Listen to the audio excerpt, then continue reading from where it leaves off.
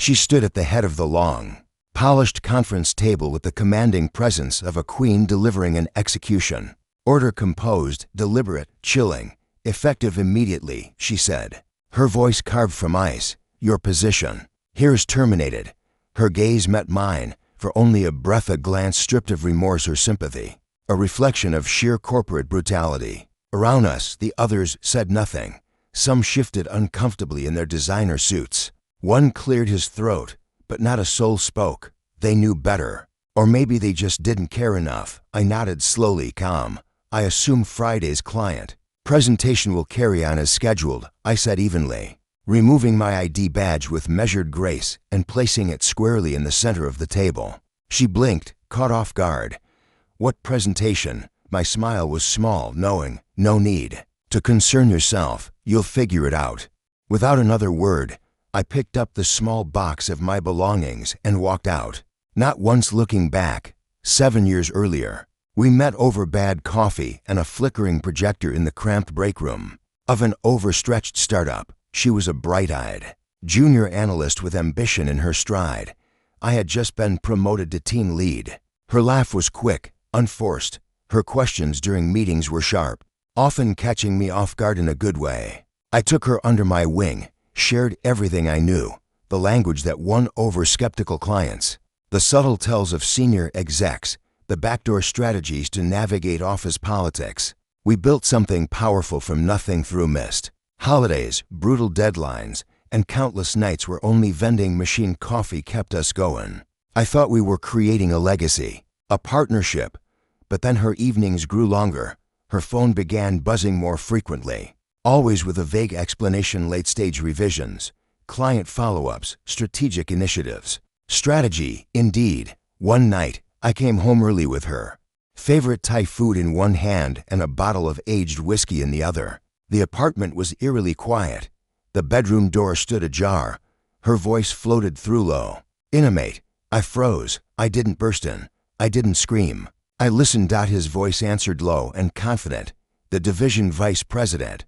Once he's out, you'll step in. You'll take over the team. They already trust you.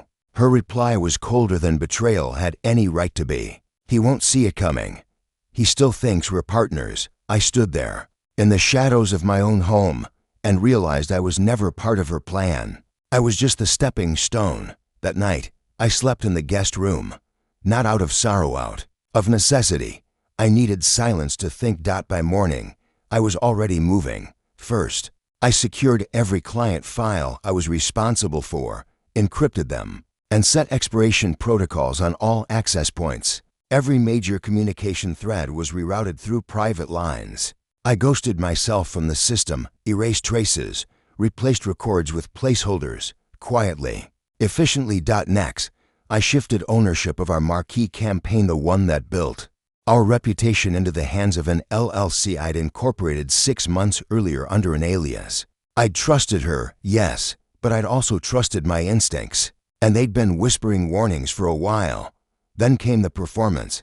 I played the role to perfection. In meetings, I smiled. I thanked her when she brought me coffee. I even drank it once, just once. When she was promoted, she wore a red dress so sharp it could cut glass. She leaned in after the applause. No hard feelings, right? I smiled back. None whatsoever. Friday came. At 8:45 a.m., she stood in front of Cannervate, our largest client, in a boardroom packed with 15 senior executives and a $500,000 deal hanging in the balance. She was poised, confident. Then she plugged in the presentation drive. Access denied. Unauthorized user. The screen blinked back at her, blank but damning.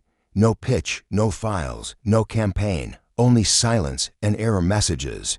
I wasn't there, but I heard how her face lost all color, how her voice faltered as she scrambled. I heard they tried to recover the files. They couldn't. She called me.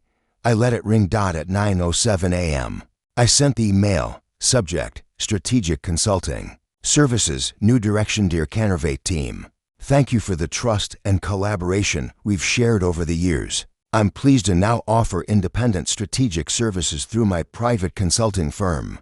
Attached is the updated proposal and timeline. with enhanced terms reflecting our continued success this time, without internal constraints. Warm regards, Landon Ward. Their reply came in under 20 minutes. By noon, the deal was signed directly with me. I had the account, the campaign, and the future we once dreamed of alone. That evening, she stormed into my apartment, no knock, no warning. Her face was streaked with mascara. Her posture no longer regal. She looked like a toppled queen. "You sabotaged me," she hissed. I paused my game, set the controller down. "No," I said, voice level. "You did that the moment you bet against me. They're investigating me." She snapped, her hands shaking. "Legal found the emails." "Your emails?" I laughed, one short, sharp burst. "You thought I wouldn't see it coming. I taught you everything, and you thought that made you untouchable." "You can't prove," she started. "I don't need to." I stood slowly, deliberately. "You fired me. Publicly. Officially.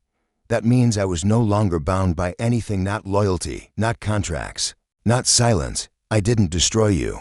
You did that all on your own. You're a monster," she whispered. "No," I replied.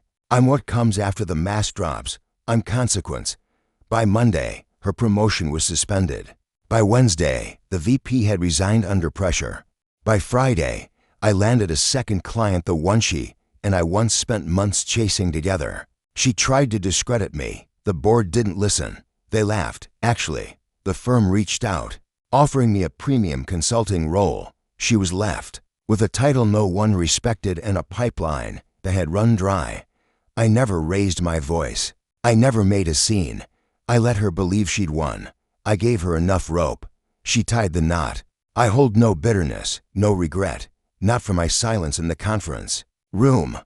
Not for the smile I wore as I left. Not even for the moment I let her feel like she had succeeded.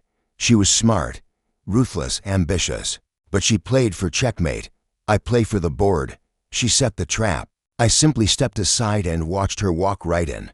And in the end, the loudest victory was not in the shouting or the scandal. It was the silence.